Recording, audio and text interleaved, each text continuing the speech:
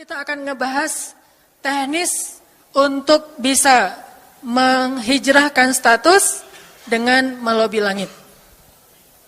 Dengan doa. Kan katanya doa itu bisa mengubah takdir, benar? Benar nggak tuh? Allah yang mengubah takdir dengan doa. Jadi bukan doa mengubah takdir, tapi Allah mengubah takdir dengan doa. Dan takdir itu bisa dirubah-rubah. Suka-suka Allah dong. Orang Allah yang nulis takdir, yamhullahu ma yasha'u wa yuthbit, kata Allah. Allah bisa menghapus apa yang Dia tulis dan bisa menetapkan. Jadi nggak usah pesimis, nggak usah putus asa dulu. Wah, kayaknya memang takdirnya nggak bisa. Orang yang jahat kayak saya, yang pernah punya masa lalu yang kelam, nikah dengan akhwat yang hafizoh dari pesantren apa gitu. Kan kayaknya takdirnya nggak. Wal hafizin, wal hafizat, gimana sih? Wal hafizin, gimana sih ayatnya? Saya jadi lupa. Orang yang soleh, orang yang menjaga diri dengan orang yang menjaga diri, orang yang soleh dengan orang yang soleh. At-thayyibin lit-thayyibat, maaf. At-thayyibin lit-thayyibat. Orang yang baik ketemu orang yang baik. Tapi kan saya mah orangnya udah keburu nggak baik duluan. Sekarang lagi belajar jadi orang baik tapi belum baik-baik amat. Sedangkan dia mah udah terpelihara dari dulu. Kayaknya kita mah nggak sekufu, nggak selevel, beda dunia. Yang satu dunia putih, satu dunia hitam. Ini gimana nih nggak ketemu nih? Takdirnya mungkin kita emang nggak layak untuk dia. Tetapi dengan doa Allah Subhanahu Wa Taala berkuasa untuk mengganti takdir. Makanya malam ini kita akan belajar tentang bagaimana menggunakan jalur langit untuk bisa mendapatkan hajat kita. Baik menikah, dapat kerjaan, punya anak, dan keajaiban-keajaiban lain yang bisa kita dapatkan kalau kita tahu cara menggunakan jalur langit. Sebelum kita masuk materi itu, yuk kita tilawah bareng-bareng ayat yang standar lah tentang doa. Udah pada tahu kan? Silakan dibuka. Ayat apa? Surat Al-Baqarah ayat 186. Itu standar banget kalau bab doa. Surat Al-Baqarah ayat 186.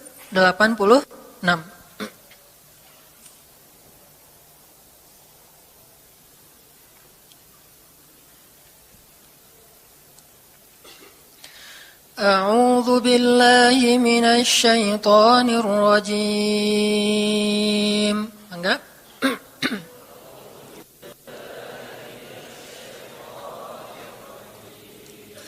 Bismillahirrahmanirrahim.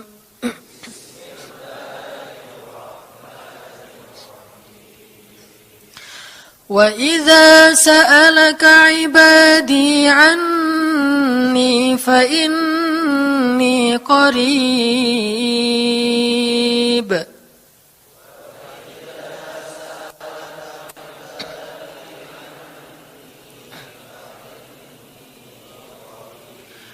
Ujibu da'watad da'i idza da'an.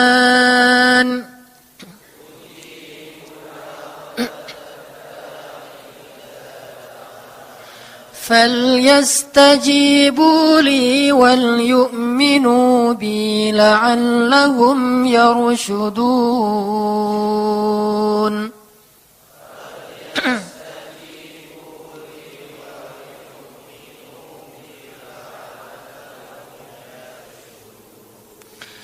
Dan apabila hamba-hambaku bertanya kepadamu tentang aku, maka jawablah bahwasanya aku dekat. Aku mengabulkan permohonan orang-orang yang berdoa kepadaku apabila dia memohon kepadaku. Maka hendaklah mereka memenuhi segala seruanku dan hendaklah mereka beriman kepadaku agar mereka selalu berada dalam kebenaran. Shadaqallahul azim. Teman-teman yang dirahmati Allah Subhanahu wa taala, ayat ini adalah ayat kalau kita kasih judul ayat ini tuh janji Allah kepada orang yang berdoa. Janji Allah kepada orang yang berdoa. Makanya doa itu benar-benar senjata orang mukmin, melebihi senjata apapun yang dimiliki oleh seseorang. Paling dahsyat itu kalau punya doa. Jadi kalau orang yakin kepada Allah, maka dan keyakinan dia kepada Allah lebih besar daripada keyakinan dia kepada apapun, maka selama dia masih bisa berdoa kepada Allah, dia tenang. Ada masalah dikit, oh ilahi. Ada masalah dikit, ilahi. Ada masalah dikit, Rabbi. Terus saja. Ada masalah sepele apapun, minta ke Allah. Ada masalah apapun, minta ke Allah. Dan kata Nabi, janganlah kalian menjadi lemah dalam berdoa. Karena sesungguhnya tidak akan binasa seseorang selama dia masih berdoa kepada Allah. Itu hadis Nabi dari Aisyah. Janganlah kalian menjadi lemah dalam berdoa. Artinya jadi pundung, jadi putus asa dalam berdoa. Karena tidak akan binasa seseorang selama dia masih berdoa kepada Allah Subhanahu wa ta'ala. Jadi kalau kita masih terus mengharap dan meminta kepada Allah, kita enggak akan binasa. Kita enggak akan kalah. Kita enggak akan rugi. Dan kata para ulama, segala sesuatu di dunia ini akan pergi dan tidak kembali. Ini clue penting nih, bisa dicatat. Segala sesuatu di dunia ini akan pergi dan tidak akan kembali kecuali doa. Dia pergi dan dia pasti akan kembali. Segala sesuatu kalau udah pergi di dunia ini, enggak akan kembali lagi. Kalau pergi di sini maksudnya pergi kepada Allah. Tapi kalau doa pergi ke Allah, dia pasti akan balik lagi kepada yang meminta. Satu-satunya yang pergi ke Allah dan kembali di dunia ini hanyalah doa. Makanya ayat ini kalau kita kasih judul adalah janji Allah kepada hambanya yang berdoa. Allah berjanji, apa kata Allah? Inni qaribun. Aku itu dekat. Maksudnya nggak mungkin aku nggak dengar doa kalian. Begitu kita berdoa, kita pikir, Allah dengar enggak ya? Jangan-jangan kok doa saya belum diijabah, kayaknya Allah enggak dengar yang kemarin, saya harus keraskan lagi suara saya. Enggak, ini qarib, arti ini qarib, aku itu dengar banget apa yang kamu ucapkan. Enggak usah diucapkan, di dalam hati aja Allah udah dengar. Siapa yang pernah berdoa di dalam hati terus langsung Allah ijabah? Rasulullah. Coba teman-teman buka awal juz kedua. Ayat surat Al-Baqarah ayat 144. Itu gara-gara Nabi ada harapan di dalam hati tapi nggak berani ngomong gitu ke Allah. Cuma dipendam di dalam hati doang. Tapi langsung diijabah oleh Allah. Ayat surat Al-Baqarah ayat 144. Allah berfirman, "Qad nara taqalluba wajhika fis samaa." فَلَنُوَلِّيَنَّكَ قِبْلَةً تَرْضَاهَا فَوَلِّ وَجْهَكَ شَطْرَ الْمَسْجِدِ الْحَرَامِ وَحَيْثُ مَا كُنْتُمْ فَوَلُّوا وُجُوهَكُمْ شَطْرَهُ وَإِنَّ الَّذِينَ أُوتُوا الْكِتَابَ لَيَعْلَمُونَ أَنَّهُ الْحَقُّ مِنْ رَبِّهِمْ وَمَا اللَّهُ بِغَافِلٍ عَمَّا يَعْمَلُونَ. Jadi ceritanya, orang Yahudi suka menghina kaum muslimin gara-gara orang Islam kalau sholat waktu itu masih menghadap ke Al-Aqsa, Palestina. Jadi kata orang Yahudi itu, lihat orang Islam mah fake. Suka niru. Kita sholat menghadap Al-Aqsa, mereka sholat menghadap Al-Aqsa. Berarti agama mereka itu adalah agama yang meniru agama kita. Nggak original. Sering diperolok-olok. Setiap kaum muslimin sholat dihina sama mereka. Akhirnya Nabi ngerasa sedih. Wah, gimana ya caranya? Sehingga setiap sore Nabi berdiri di suatu bukit, kemudian lihat ke langit. Cuman nggak ngomong, gini aja ke langit. Membatin. Bayangin, pernah nggak teman-teman membatin ke Allah? Ini yang harus kita coba lakukan. Belajar membatin kepada Allah. Itu romantis banget. Jadi duduk sendiri. Allah, ngomong gitu dalam hati. Dan yakinlah ini qarib, Allah tuh dengerin. Jangan pikir saya kayak ngomong sendiri, kayak orang kurang waras. Enggak, Allah itu mendengar. Jadi kita batin aja sama Allah, ngomong dalam hati. Ya Allah, saya tuh lagi gini, ada masalah. Ngomong dalam hati kita. Please Allah, please gitu ya. Nah, itu kalau kita membatin, inni qaribun wa asirru qaulakum aw ijharu bih innahu alimun bidzatis sudur. Jadi Nabi nggak enak mau ngomong, ya Allah tolong dong pindahin kiblat dari Masjidil Aqsa ke Masjidil Haram. Soalnya daripada dikata-katain melulu sama orang Yahudi, mau ngomong kayak gitu tuh nggak enak sama Allah. Malu Rasul ke Allah. Masa kiblat aja minta dipindahin. Akhirnya Nabi cuma ngelihat ke langit aja tiap hari. Udah selesai, pulang. Besok lihat lagi ke langit. Turunlah ayat ini. Sesungguhnya kami telah melihat bagaimana kamu selalu menengadahkan wajahmu ke langit. Maka kami palingkan kiblat ke arah yang kamu sukai. Coba lihat. Turun wahyu untuk merespon doa Nabi yang bahkan belum diverbalkan. Belum diucapkan dengan kata-kata, tapi Allah udah ngerespon. Ini kan keajaiban doa nih. Cuman kita seringnya ngerasa udah minta berkali-kali kok nggak dikasih-kasih. Kita belajar sekarang. Rasul nggak usah minta pakai verbal, cuman membatin doang dalam hati, Allah udah ngasih. Pernah nggak teman-teman ngerasa kayak gitu? Ada kepengen sesuatu, tiba-tiba terwujud. Pernah kan? Tapi kepengennya yang baik-baik. Pengen misalnya, aduh, saya pengen banget umroh, cuman mau ngomong kayak gitu mah, saya mah orangnya kayaknya nggak mungkin bisa umroh kalau ngandalin harta. Orangnya nggak mampu, kerjanya juga pas-pasan, gimana mau umroh untuk makan aja susah. Tapi pengen banget dalam hati kita. Dan itu rindunya tuh rindu banget. Setiap kali ngelihat video atau tayangan di TV tentang umroh dan haji, menitikkan air mata. Saking kangennya ke Baitullah. Allah tahu itu dalam hati kita. Tiba-tiba ada jalan. Ada aja jalannya. Dan bisa dikasih sedekah, bisa juga hadiah, bisa juga door prize, bisa juga macam-macam. Pokoknya ada jalan aja, tiba-tiba bisa umroh. Dan saya sering banget membawa orang umroh, di antara jamaah itu selalu ada 1 atau 2 orang yang umrohnya itu miracle, keajaiban dari Allah. Ketika saya cari tahu alasannya apa, ternyata emang dia dari dulu pengen banget umroh, cuman nggak bisa ngandelin hartanya, Allah kasih jalan yang lain. Bukankah Allah itu memampukan yang diundang, bukan mengundang yang mampu? Kan itu yang sering kita dengar kan? Allah tidak mengundang yang mampu, tetapi memampukan yang diundang. Kalau udah Allah undang, pasti mampu. Kalau Allah nggak ngundang, walaupun dia mampu nggak akan bisa. Jadi Allah bukan mengundang yang mampu, tetapi memampukan yang diundang. Sehingga kita kalau hati kita kayaknya pantas diundang, Allah undang tuh. Begitu juga dalam urusan rezeki. Aduh, saya pengen kerjaan yang kerjaannya itu lebih halal, lebih nyaman, bisa sholat berjamaah tepat waktu, ada waktu juga buat keluarga, bisa juga berdakwah ke teman-teman. Akhirnya membatin kita itu karena kuat banget, Allah wujudkan.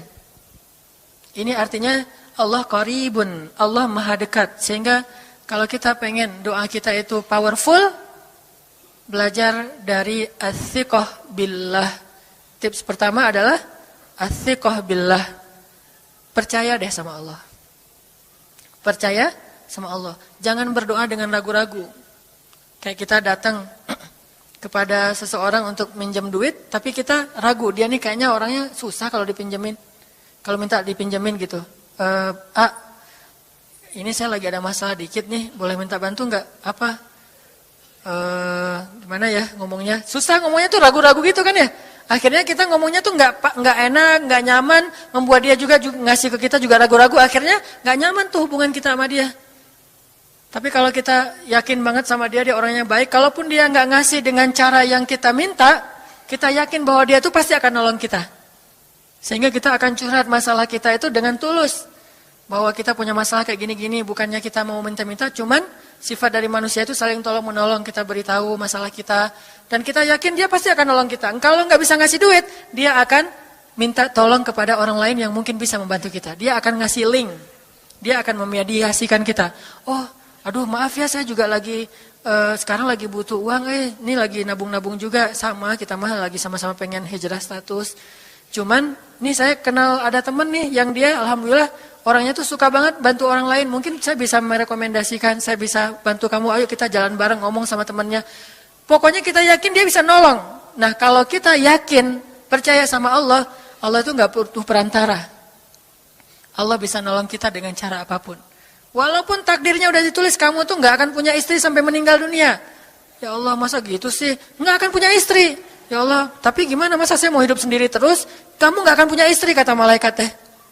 Ini orang doanya katakan malaikat dengerin doa kita ya. Kalau di hati malaikat nggak tahu, tapi kalau di lisan kita doa, ya Allah beri saya seorang suami yang benar-benar bisa mendidik agama saya. Kata malaikat, Neng, Ganti doa yang lain aja tuh Neng. Itu mah takdirnya udah ditulis, Neng gak akan punya suami. Kata malaikat. Kita mah walaupun malaikat ngomong gitu, biarin aja. Ya Allah, Engkau Maha Rahman, Maha Wadud, Engkau bisa mengubah takdir. Kata malaikat, ya juga sih. Cuman takdirnya udah ditulis Neng. Ya Allah, terus aja tiba-tiba. Tok, Assalamualaikum, Waalaikumsalam. Ayahnya nemuin, ternyata pas kita nguping dari kamar, wah itulah calon pangeran kita yang datang untuk melamar kita, calon raja, calon imam. Malaikat heran-heran, wah subhanallah nih, si Enang ini gak putus asa dalam meminta. Kita juga gitu, doa aja terus. Walaupun takdirnya sudah ditulis, karena Allah bisa mengubah takdir lewat doa dan harapan. Masih ingat cerita seorang ibu di zaman Nabi Musa dulu?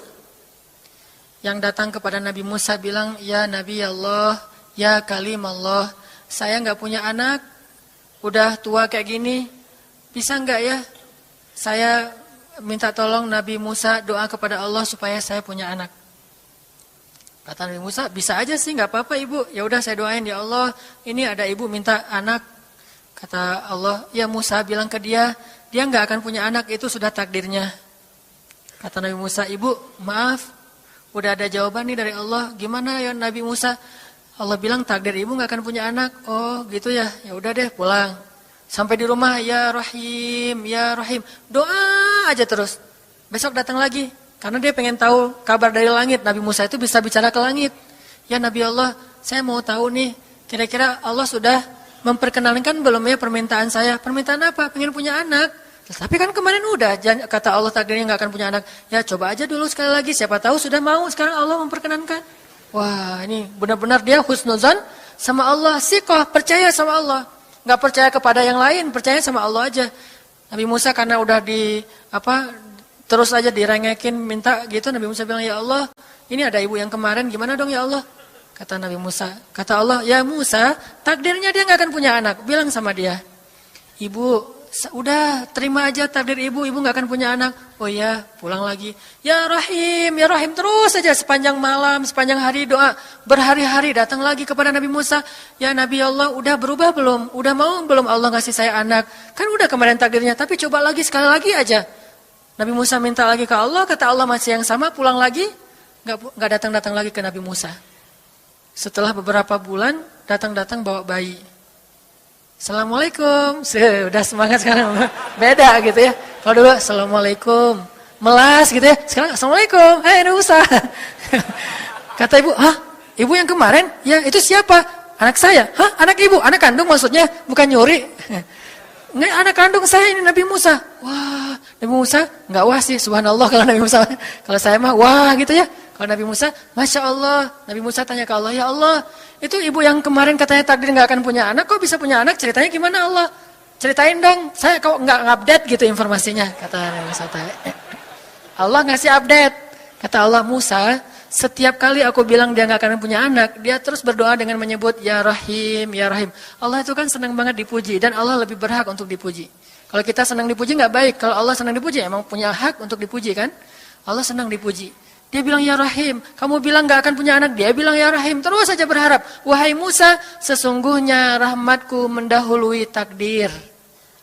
Rahmatku mendahului takdir. Akhirnya dengan sifat Rahim, Allah mengubah takdir ibu ini. Walaupun secara ilmiah gak mungkin punya anak karena sudah menopause. Tetapi Allah yang memiliki kekuasaan atas segala sesuatu. Nah, tips pertama adalah kalau kita pengen doanya powerful, melahirkan mukjizat dan keajaiban, adalah ats-tsiqah billah, harus percaya sama Allah. Pertama, percaya bahwa Allah Subhanahu wa taala itu Maha Kuasa mengubah apapun yang Dia kehendaki. Apa yang Allah ingin, Masya Allah kan pasti terjadi. Wa man lam yasha lam yakun. Kalau Allah nggak pengen, nggak akan terjadi. Jangan suudzon sama Allah terus bilang, nggak enak banyak minta, amal saya sedikit, mending saya beramal aja nggak usah banyak minta. Jangan memperlakukan Allah seperti kita memperlakukan makhluk. Orang kalau kita banyak minta, dia akan kesulitan, lama-lama dia akan merasa terganggu. Tapi Allah kalau nggak diminta, dia marah. Manusia kalau kita minta banyak-banyak, dia marah. Allah kalau kita nggak minta, dia malah marah. Masya Allah ya. Luar biasa. Allah tuh senang banget kalau hambanya meminta. Sehingga di antara hamba yang paling Allah cintai, di antara hamba-hambanya, hamba yang paling banyak menengadahkan wajah dan telapak tangannya. Ilahi, ilahi. Minta sama Allah. Allah tuh suka banget diminta. Orang yang suka meminta itu bahasa Arabnya awwahun. Inna Ibrahim la'awwahun halim. Ibrahim itu hamba yang awwahun halimun. Awwah halim. Halim itu artinya menahan amarah. Awwah da'a. Da'a artinya banyak berdoa. Kalau da' itu berdoa. Kalau da'a senang banget doa. Ada masalah dikit, ilahi, Rabbi, ngadu aja ke Allah, manja gitu. Dan Allah tuh senang banget dengan hamba yang kayak gitu. Sehingga sampai Nabi mengatakan, mintalah kepada Allah walaupun cuman garam. Garam aja minta ke Allah. Sepele banget masalah kita. Ya Allah, mudah-mudahan nanti nggak macet ya. Minta sama Allah. Kok macet ya Allah? Ya biar kita sabar. Udah tahu jam macet berangkatnya telat gitu ya. Jangan salahin Allah. Tapi minta, bilang, biasakan kita tuh komunikasi sama Allah dengan manja. Ya Allah, mudah-mudahan saya bisa jawab ujiannya. Udah belajar sih ya Allah, cuma nggak tahu kan semuanya di tanganmu. Minta ke Allah. Bismillahirrahmanirrahim. Makan ya Allah, ini rezeki darimu. Makasih ya, makan. Kalau bahasa lainnya makasih, alhamdulillah. Alhamdulillahilladzi at'amani hadza wa razaqanihi min ghairi haulin minni wala quwwah. Hafal tuh? Kalau enggak hafal, udah aja bismillah lah. Alhamdulillah gitu. Bismillah ya Allah, Masya Allah ini rezeki darimu. Udah selesai makan, udah sendawa gitu. Alhamdulillah, Allah baik banget. Ngomong sama Allah, sering-sering komunikasi sama Allah. Dan Allah itu wa huwa ma'akum aina ma kuntum. Dia bersama kalian dimanapun kalian berada. Bersama ya, bukan ada. Kalau ada itu beda. Allah di mana-mana itu beda. Tapi Allah bersama kalian itu artinya Allah melihat, Allah mendengar, Allah menyaksikan, Allah mencatat, Allah maha menilai bersama kita. Kalau ada, dia bertempat. Sehingga nanti kalau ada anak bilang, "Mah, Allah di mana?" Allah ada di mana-mana, Dek. Ntar dia malah karena cerdas, kalau gitu di WC juga ada, kan nggak boleh kan? Ini jawaban yang keliru, kurang filsafat. Allah itu bukan ada di mana-mana. Allah bersama kita dimanapun kita berada. Itu beda. Kalau bersama, ma'iyah artinya Allah melihat, menyaksikan, mendengar, menghargai, dan terus memelihara dimanapun. Sehingga nggak usah khawatir bahwa ini mah nggak di masjid, nggak apa-apa. Selama bukan di tempat yang najis, seperti di kamar mandi atau di mana yang tempat-tempat yang nggak boleh, kita itu mah nggak. Tapi yang di tempat yang umum, di pasar, di jalan, lagi di kendaraan, di dalam masjid, di luar masjid, Allah, ilahi, Rabbi. Kalau perlu lebih manja lagi, pakai irama dikit. Allah, gitu. Kayak orang manggil temennya gitu. Atau kita miss call Allah dulu. Ya Allah, udah nggak ngomong apa-apa. Itu miss call. Miss call Allah. Ngapain miss call? Caper, kangen sama Allah. Allah, gitu lagi. Itu zikir kan? Allah, kata Allah, ada apa hambaku? Allah lagi, terus saja Allah di miss call berkali-kali. Pas Allah buka, wah 100 miss call. Allah 100 kali zikir. Udah 100 kali miss call, Allah yang telepon balik. Ada apa hambaku? Wah, ditelepon sama Allah. Lewat kejadian-kejadian hidup, tiba-tiba ada kejutan dari Allah. Langsung bilang sama Allah, thanks Allah. Kan romantis itu sama Allah. Jangan cuma sama cewek doang bilang thanks, segala macam bahasa-bahasa yang keren. Sama Allah juga harus keren. Tapi setelah thanks, alhamdulillah, karena itu yang paling baik. Intinya harus percaya sama Allah. Allah tuh senang banget didoain. Kita berdoa kepadanya gitu. Allah tuh senang. Terus makna percaya sama Allah juga, kita percaya bahwa Allah itu nggak akan ngecewain orang yang berdoa. Ujibu da'watad da'i idza da'an. Aku pasti mengijabah doa hamba-hamba yang berdoa kepadaku. Enggak usah khawatir, pasti diijabah. Tapi kok masih belum aja Ustaz? Nah, kita harus belajar apa itu makna diijabah. Jangan-jangan Allah udah mengijabah, kita nggak ngerti. Kayak ada analogi tentang orang yang tenggelam, terus dia meninggal sambil menuduh Allah. Allah kok nggak nolong saya? Bukankah aku sudah mengirim pelampung? Jadi pelampung itu cara Allah menolong kita. Kita berharap ditolongnya tiba-tiba selamat aja di pantai. Nggak kayak gitu. Allah punya cara. Sehingga kita harus belajar memahami maksud Allah. Allah maksudnya apa? Di antara cara Allah mengijabah, kata para ulama, satu, Allah mengijabah persis seperti yang kita minta. Dua, Allah mengijabah yang lebih baik dari yang kita minta. Yang ketiga, Allah kalau nggak ngasih persis, ngasih yang lebih baik, dikasih di akhirat.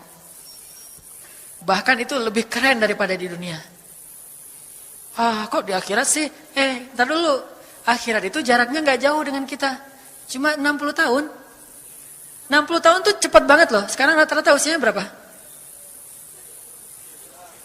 Bahaya kalau nanya usia. Kalau saya mah udah setengah, udah 30-an tahun. Teman-teman pasti masih 17 ya. Angkat tangan yang 17. Nggak ada. Di bawah 20 tahun, di bawah 20 tahun.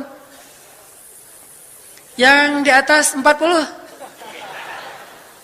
Weh, nggak berani ngangkat tangan, ada sih. Artinya waktu 60 tahun itu nggak lama, sebentar doang. Jadi analoginya gini, kita lagi kuliah, pengen nikah. Terus kita naksir sama seorang cewek cantik banget. Dan saking cantiknya sampai kita cuma bisa bermimpi. Wah, saking cantiknya kayaknya nggak mungkin banget buat kita. Tiba-tiba ayahnya bilang, "Dek, kamu senang sama anak saya?" "Yang mana, Pak?" Masih nanya yang mana, takutnya yang tadi kebalik. Ini yang lagi yang lagi kuliah yang namanya si Fulanah misalnya. Sebutlah namanya Nisa apa gitu ya. Terus dia bilang, "Boleh, Bapak setuju kamu nikah sama anak saya, tapi ditunda dulu sampai kamu lulus kuliah." Kita seneng nggak tuh? Sampai lulus kuliah, nggak apa-apa. Masa kita bilang, "Nggak mau Pak, kalau lulus kuliah mending nggak usah deh, saya mau yang sekarang." Pasti nggak gitu kan? Karena kita tahu ini cantik banget, keren banget, soleha banget, idola banyak cowok-cowok di kampus, dikasih buat kita. Syaratnya cuma satu, tunggu lulus kuliah 4 tahun lagi. Pasti kita akan sabar banget menanti itu. Nggak mungkin kita bilang, "Pak, Bapak kalau nawar yang serius dong, 4 tahun mah lama tuh Pak." Yang kedua, tips supaya doa kita powerful. Kalau doa sama Allah itu yang romantis. Bahasa Arabnya munajat. Curhat sama Allah. Dan doa itu ibadah, bukan sekedar permintaan, bukan cuma request, tapi ibadah. Jadi kalau orang rajin doa sama Allah itu akrab sama Allah. Dan kalau akrab jadi romantis sama Allah. Enak gitu, hubungannya dengan Allah tuh adem banget, nyaman banget. Pas dia berdoa, "Ilahi," gini ngomong. Kayak Nabi Zakaria yang tadi di surat Maryam pas sholat rakaat kedua. Apa kata Zakaria? Ini bentuk curhatnya Zakaria. Qala rabbi inni wahanal azmu minni washta'ala ar-ra'su shayba wa lam akun bidu'aika rabbi syaqiyya. Nabi Zakaria doa romantis, suaranya pelan. Wadhkur fil dzikru rahmati rabbika 'abdahu Zakaria idz nada rabbahu nidaan khafiyya. Nidaan khafiyya. Zakaria itu kalau doa tuh lirih banget suaranya. Lembut banget. Jadi duduk sendiri, "Ilahi ya Allah." Bersenandung seperti Nabi Daud. Romantis sama Allah, bukan "Ya Allah." Itu mah doa khusus untuk perang itu mah. Doain Palestina, doain Suriah itu harus tegas. Kayak Nabi kalau berdoa itu dengan menelunjuk. Kadang Nabi mengangkat tangan, kadang Nabi mengangkat kedua tangan sampai tinggi, kadang Nabi nggak mengangkat tangan, kadang Nabi memakai telunjuk. Semuanya itu sunnah. Jangan kita saling debat masalah, nggak boleh angkat tangan. Kadang Nabi mengangkat tangan, kadang Nabi tidak mengangkat tangan, kadang Nabi malah menunjuk gini. Kalau urusannya bab perang, biasanya gini. "Ya Allah, ya Allah," bukan nyuruh Allah ya. Beda kesannya nunjuk Arab dengan nunjuk Indonesia. Kalau Arab, ngapain lo nunjuk gue? Kan gitu ya. Kalau Allah mah nggak kayak gitu. Allah pakai bahasa Arab, jadi pakai filsafat Arab. Nunjuk itu maknanya sangat berharap dan tegas gitu. Jadi kita doa pelan, "Ya ilahi, inni wahanal azmu minni washta'ala ar-ra'su shayba wa lam akun bidu'aika rabbi syaqiyya." Ya Allah, tulang saya udah lemah, rambut saya sudah beruban semuanya, tidak ada satu helai pun yang hitam. Tapi saya belum pernah berputus asa dari berdoa kepadamu ya Allah. Ini namanya curhat. Wa inni khiftul mawaliya min warai. Ya Allah, saya takut banget kalau saya meninggal tidak ada yang meneruskan dakwah saya, sedangkan Bani Israel itu mudah tergelincir. Fahabli min ladunka waliya. Ya Allah, beri saya seorang anak walaupun istri saya sudah mandul, tapi saya terus berharap kepadamu ya Allah. Ya Allah, please gitu. Waj'alhu rabbi radhiya. Ya Allah, jadikan anak itu yang sangat engkau ridhoi. Minta Nabi Zakaria ke Allah. Tiba-tiba dapat kejutan. Ya Zakaria, inna nubashiruka bi ghulam. Wahai Zakaria, bergembiralah, kamu akan punya seorang anak laki-laki. Itu hasil curhat ke Allah. Langsung Allah kasih nama. Ismuhu Yahya lam naj'al lahu min qablu samiyya. Namanya Yahya, kata Allah. Jangan cari lagi di Google. Udah ada namanya tuh, nggak perlu lagi nyari di googling gitu nama yang bagus apa gitu kan ya. Lagi serius-serius.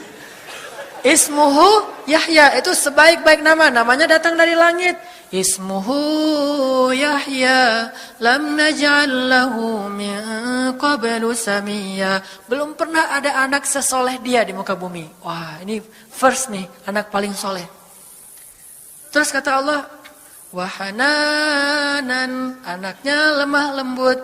Wa zakatan, anaknya suci. Wa taqiyya, anaknya bertakwa. Namanya Hanan At-Taqi.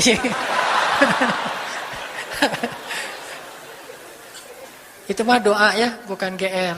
Karena saya juga belum bertakwa. Hanya Allah yang tahu siapa yang paling bertakwa. Terus apalagi sifatnya? Wa barram biwalidayhi, anaknya sangat berbakti kepada orang tua. Allah kasih spesifikasi anak yang Allah pengen ngasih ke Zakaria. Itu luar biasa sifat-sifatnya. Wa barran biwalidayhi, enggak pernah nyakitin orang tua.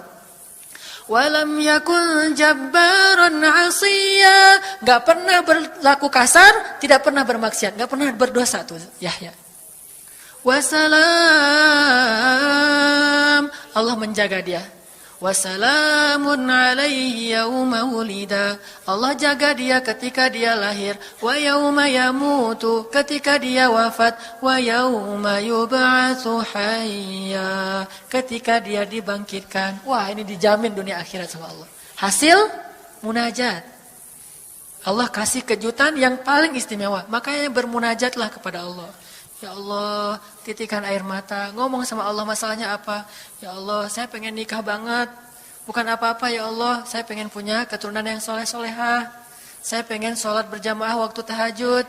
Saya pengen diimami oleh seorang imam yang baik bacaannya, yang soleh. Saya pengen mendidik anak saya berdua dengan pasangan saya. Saya pengen, yang baik-baik sebutin, pengennya kita hajar kita itu apa. Cuman ya Allah, saya kurang modal, ngomong Allah kayak gitu.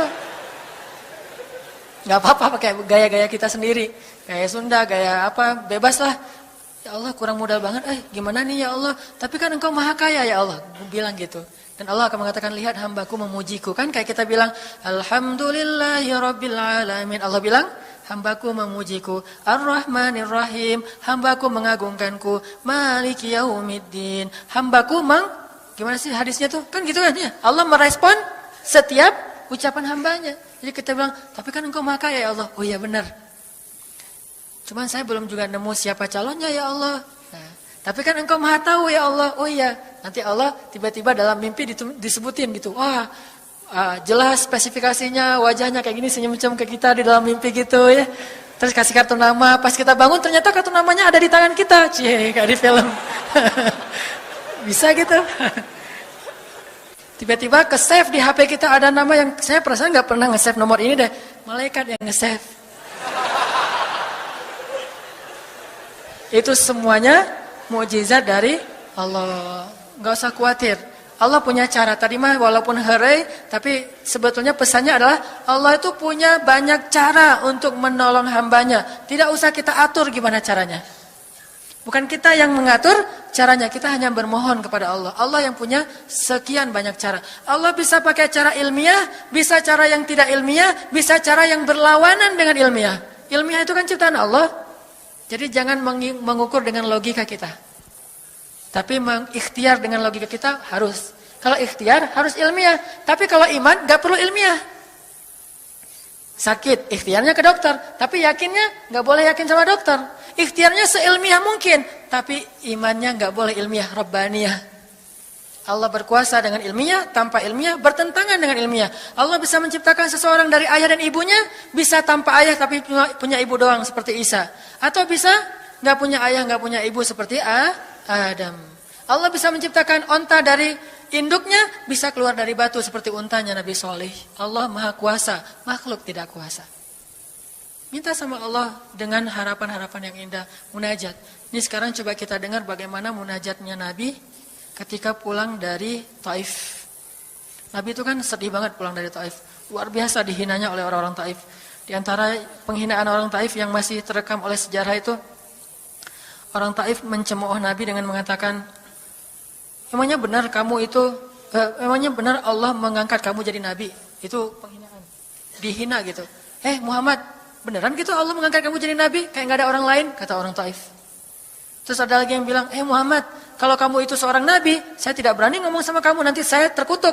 Tapi kalau kamu bukan nabi, pendusta, ngapain juga saya ngomong sama kamu? Jadi mending gak usah ngomong aja, daripada ngomong dengan pendusta. Intinya dia gak mau ngomong sama nabi, tapi meracau. Dia bilang, kalau kamu nabi, kalau saya berdebat kamu, saya akan dikutuk. Kalau kamu bukan nabi, berarti kamu pendusta, ngapain juga saya berdebat sama kamu, menghina. Ada yang bilang, hei Muhammad, pergi kamu, jangan dekat-dekat dengan kampung kami. Disuruh anak kecil mengusir Nabi, bayangin. Bagi orang semulia Rasulullah, diusir oleh anak kecil, dikejar-kejar pakai batu kerikil, dilemparin, itu luar biasa, berat banget perasaan beliau. Sama anak kecil, sama perempuan, sama budak-budak. Yang laki-lakinya tuh hanya bersorak di belakang. Perempuannya, bagi orang Arab, dihina oleh perempuan, itu luar biasa penghinaannya. Makanya di Mesir, pengalaman saya ketika di Mesir, orang Mesir itu paling takut sama cewek. Di pasar kalau ada ibu-ibu yang belanja, Mang, bungkusin yang ini, dibungkusin. Nggak jadi deh, yang itu aja. Ya, bungkus lagi. Kayaknya, nggak jadi yang itu aja. Sampai 3 kali, si emangnya nggak boleh marah. Kenapa? Cewek. Itu di Mesir tuh. Kalau di kita, wah, udah habis itu. Nggak usah,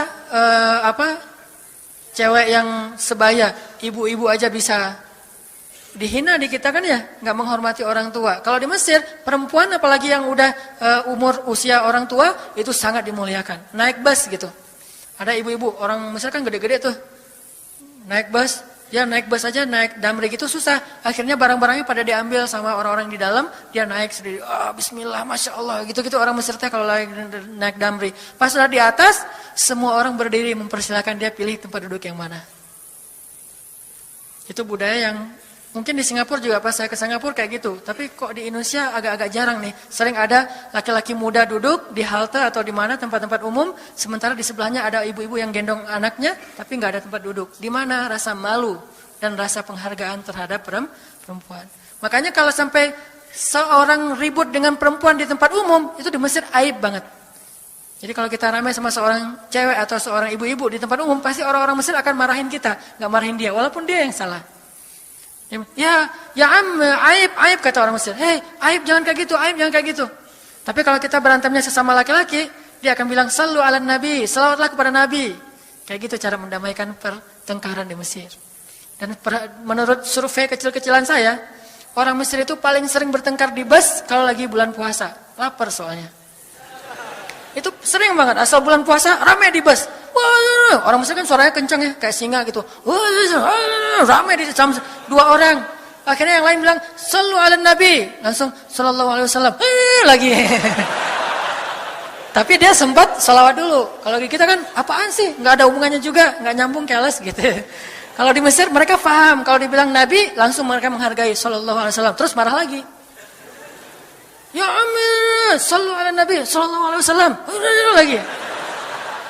Kadang-kadang saking marahnya, sallu ala nabinya sambil marah, sallallahu alaihi wasallam, saya bilang juga. Jadi, sampai ada yang bertengkar 2 orang, disikapin dengan bijak. Orang Mesir kalau marah tuh suka bilang keledai. Ya Ahmar, wahai keledai gitu. Terus yang orang bijak ini kayaknya educated, dosen gitu kayaknya. Dia bilang, memangnya ada keledai selain engkau di sini? Terus dia bilang, nggak ada. Ada. Apapun jawabannya salah. Memangnya ada keledai selain kamu di sini? Kalau dia bilang nggak ada, berarti emang kamu sendiri. Kalau dia bilang ada, berarti kamu juga keledai. Cerdas ya, luar biasa nih di Mesir. Saya dapat banyak luar biasa pengalaman. Intinya apa? Perempuan yang mengusir Nabi di Taif, perempuan, anak-anak, budak. Coba, gimana perasaan Nabi? Itu benar-benar nelangsa banget, sedih banget. Begitu turun dari Taif, Nabi SAW kemudian istirahat, habis dikejar-kejar dari pagi sampai sore di kebun kurma. Nabi lagi istirahat, terus Nabi berdoa. Nih doanya saya bacain ya. Wahai Robku, kepada Engkaulah aku adukan kelemahan tenagaku dan kekurangan daya upayaku. Wahai Robku, Engkaulah yang Maha Rahim, Engkaulah pelindung orang-orang yang lemah, Engkaulah penciptaku. Kepada Engkau aku berserah diri ya Allah. Kepada musuh, kepada siapa Engkau akan menyerahkanku ya Allah? Kepada musuh yang akan mencelakaiku, atau kepada keluarga yang akan membantu urusanku. Tapi apapun itu, tidak ada keberatan bagiku, asal Engkau tidak marah kepadaku. Mau diserahin ke musuh, gak apa-apa ya Allah. Mau diserahin kepada keluarga juga gak apa-apa, yang penting Engkau gak marah ya Allah. Ini bahasa Nabi. Terus Nabi bilang, sedangkan kasih sayangmu maha luas bagiku, aku berlindung dengan cahaya wajahmu yang mulia, yang menyinari langit dan menerangi segala yang gelap. Dan atasnya lah teratur segala urusan dunia dan akhirat. Dari Engkau menimpakan atas diriku kemarahanmu. Aku berlindung dari kemarahanmu ya Allah. Dari juga azab-azabmu. Kepada Engkaulah aku adukan perihalku, sehingga Engkau ridho. Tiada daya dan upaya melainkan dengan kekuasaanmu ya Allah. Tapi ini kalau kita baca dengan versi Arabnya lebih romantis lagi. Versi terjemah memang agak kaku.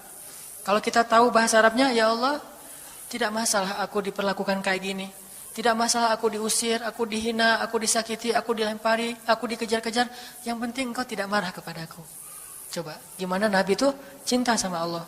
Mendengar doa Nabi yang romantis banget sambil menitikan air mata, tubuhnya banyak bekas luka lemparan batu, bajunya itu kotor. Malaikat itu sampai nggak tega, sampai Jibril turun. Wahai Muhammad, kata Jibril. Ya Rasulullah, wahai kekasih Allah, kata Jibril. Allah Maha mengetahui apa yang telah terjadi pada dirimu terhadap orang-orang ini. Allah telah memerintahkan malaikat gunung untuk mentaati perintahmu ya Rasulullah. Kata malaikat. Jadi kayak ada seorang anak yang nangis sedih, tiba-tiba datang ayahnya ngelus-ngelus gitu, menenangkan dia. Ya Rasulullah, Allah udah memerintahkan malaikat gunung kok, jadi menghibur gitu. Jangan sedih ya Rasul, jangan sedih, gak apa-apa. Itu malaikat gunung udah siap tuh, apapun yang kamu perintahkan. Langsung malaikat gunung siap-siap gitu. Terus kata malaikat gunung, ya Rasulullah, wahai kekasih Allah, perintahkan saja kepada kami apapun. Jika engkau mau, kami akan timpakan 2 gunung ini kepada penduduk Taif, sehingga mereka mati terhimpit oleh gunung-gunung yang kami timpakan. Perintahkan ya Rasulullah, perintahkan. Kata Rasulullah, tidak wahai para malaikat. Kalaupun mereka tidak beriman hari ini, aku berharap kepada Allah, anak cucu mereka kelak akan beriman. Nabi gak sakit hati kepada orang Taif. Dan Nabi juga tidak marah kepada Allah ketika beliau diperlakukan oleh hamba-hamba Allah kayak gitu. Tetapi yang penting Allah jangan marah sama saya ya. Kalau bahasa kita mah. Ya Allah maaf ya saya jadi kayak gini nih. Tapi Allah gak marah kan? Gitu banget tuh sama Allah coba. Dia udah habis-habisan. Kemudian belum berhasil dakwahnya. Masih takut sama Allah. Kayak kita ngedakwahin teman kita. Terus kita dicela sama teman kita. Dimusuhi oleh teman kita. Kita gak marah sama dia. Gak marah sama Allah. Gak bilang Allah itu sih susah ya dakwah. Gak ngomong kayak gitu. Ya Allah maaf ya dia belum menerima dakwah saya. Ini pasti karena saya gak benar nih nyampainnya. Ya Allah jangan marah ya sama saya. Besok saya coba lagi gitu sama Allah. Terus ke orangnya gak marah karena mungkin dia fa'innahum la ya'lamun. Mereka tidak mengerti. Besok akan dicoba lagi, didakwahin lagi, diajak lagi. Terus aja kayak gitu. Ini munajat Nabi kepada Allah SWT. Sehingga gara-gara munajat itu malaikat turun. Sama kayak munajat curhatnya Nabi Yunus. La ilaha illa anta subhanaka inni kuntu minadh zalimin. Subhanallah. Nabi Yunus tuh bermunajat di dalam perut ikan, lirih banget, suaranya tuh pelan banget. Tapi suara yang pelan itu menggetarkan arasy Allah Subhanahu wa taala. Kita udah teriak-teriak pakai mic, enggak ada yang bergetar. Nabi Yunus kalimatnya sederhana, tetapi dari hati banget. benar-benar curhat, ya Allah, tidak ada ilah selain Engkau. Aku ini udah zalim terhadap diriku sendiri. Ya Allah, maafin saya, maafin saya. Subhanallah, subhanallah, Engkau maha suci, saya ini kotor. Engkau maha suci, saya ini kotor. Terus saja sampai suara Nabi Yunus di dalam perut ikan, di dalam laut yang dalam itu, menggetarkan arsy Allah di langit ketujuh. Tiba-tiba malaikat arsy bertanya, suara siapa ini ya Allah? Begitu indah, begitu lembut, meminta ampun kepadamu ya Allah. Kata Allah, itu suara hambaku Yunus. Apa yang dia minta ya Allah? Dia minta ampun kepadaku. Ya Allah, please ampunin dia ya Allah, please. Kata malaikat-malaikatnya. Semua malaikat meminta ampun untuk Yunus alaihissalam. Sehingga kemudian Allah mengatakan, ya sudah aku ampuni dia. Tiba-tiba Nabi Yunus diselamatkan. Curhat sama Allah. Kalau ada masalah, bilang ke Allah. Apapun, ya Allah. Duduk sambil bersandar di pohon. Ya Allah, coba buka surat Al-Qasas. Gimana Nabi Musa itu suka curhat kepada Allah. Surat Al-Qasas. Surat 28 ya. Ayat nih ya.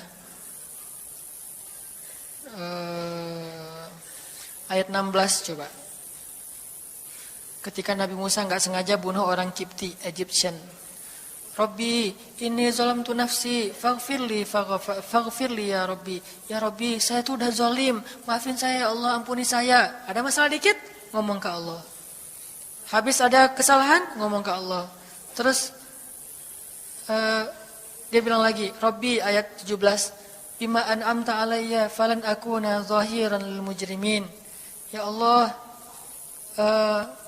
janganlah Engkau jadikan aku termasuk orang-orang yang berdurhaka atau berbuat dosa. Udah. Terus ada masalah lagi.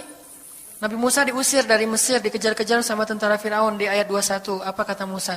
Rabbi, najjini minal qaumiz zalimin. Ya Rabbi, selamatkan saya dari orang-orang yang zalim. Ngomong lagi ke Allah. Udah Nabi Musa pergi sekarang. Kemana perginya? Dari Mesir ke Yordania, Madian kalau bahasa dulu. Pergi tuh. Begitu pergi ke Madian, bilang lagi ke ayat 22. Asa Rabbi ayyahdiyani sawa asabil. Mudah-mudahan Allah kasih saya jalan ya. Ya Allah, tunjukin dong saya jalan harus kemana nih. Saya nggak tahu harus kemana larinya. Allah tunjukin. Jalan sampai ke Madian. Begitu udah selesai adegan menolong dua orang perempuan yang sedang memberi minuman ternak. Nabi Musa capek kan? Udah seharian jalan. Kemudian kurang makanan. Sendiri nggak jelas negeri yang beliau tuju. Akhirnya beliau bersandar di sebuah pohon. Di ayat 24. Terus beliau mengatakan, Rabbi, inni lima anzalta ilayya min khairin fakir. Ya Allah, saya butuh banget kebaikan darimu ya Allah. Saya sekarang lapar, saya haus, saya nggak punya tempat tinggal. Saya sangat butuh kepada kebaikan darimu. Bilang ke Allah, tiba-tiba habis doa kayak gitu, datanglah cewek itu dengan malu-malu kan. Ayat berikutnya, ternyata cewek itu adalah bakal jadi istri Musa. Jadi kalau ada apa-apa bilang ke Allah.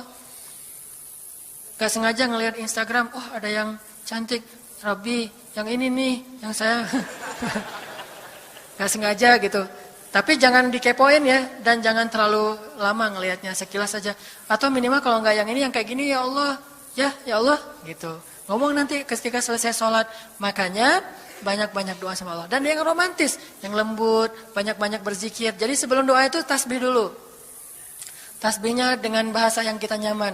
Subhanallah, subhanallah boleh. Atau dinyanyikan juga nggak masalah dengan suara yang baik. Bukankah Nabi menyuruh kita menghiasi Al-Quran itu dengan suara kita? Dan diantara isi Al-Quran adalah zikir.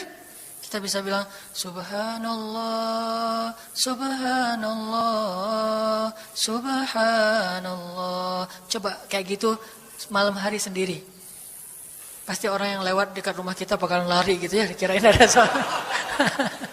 Malam hari zikir di kos-kosan gitu, pada teman-teman pada kabur semuanya. Dikirain ada yang gentayangan. Subhanallah, Subhanallah, Subhanallah. Jadi kalau teman-teman bersiullah dengan zikrullah. Daripada kita bersiul dengan lagu-lagu yang misalnya hanya irama biasa kan ya. Saya udah gak hafal ya lagu-lagu terbaru. Yang dulu-dulu mah yang saya tahu paling kau hancurkan hatiku, hancurkan. Ya. Nah, gitu aja bersiulnya di mobil, kau hancurkan hatiku.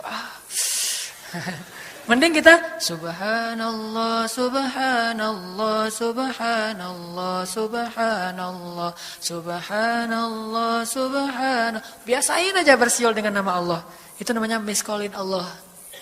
Sehingga nanti Allah akan melihat, wah ada hambaku nih menyebut-nyebut nama aku, kan di miskol tuh caper dulu. Udah gitu baru ya Allah, baru minta sama Allah. Jadi, kalau kita mau munajat, mau romantis, mau curhat sama Allah, sebut nama Allah, agungkan kebesaran Allah, berselawat kepada kekasih Allah, yaitu Rasulullah Shallallahu Alaihi Sayyidina Muhammad.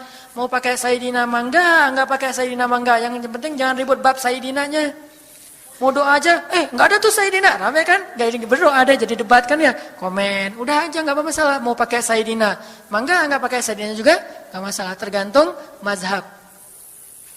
Ada yang nyaman harus pakai Sayyidina karena saya cinta sama Rasulullah. Ada yang nyaman saya justru karena cinta sama Rasulullah, enggak mau nambah-nambah kayak gimana Nabi mengucapkan aja, mangga. Yang penting salawat. Allahumma sholli ala Muhammad, Allahumma sholli ala Sayyidina Muhammad. Baru minta, ya Allah saya lagi ada masalah, gini nih ya Allah, sebutin, curhat sama Allah. Dengan demikian doa kita akan diijabah insya Allah.